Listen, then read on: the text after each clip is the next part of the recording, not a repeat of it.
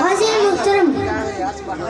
یہ اس قدر مقدس کتاب ہے کہ جس کے بارے میں اللہ تعالیٰ نے ارشاد فرمایا اگر یہ قرآن ہم پہاڑوں پر اتار دیتے تو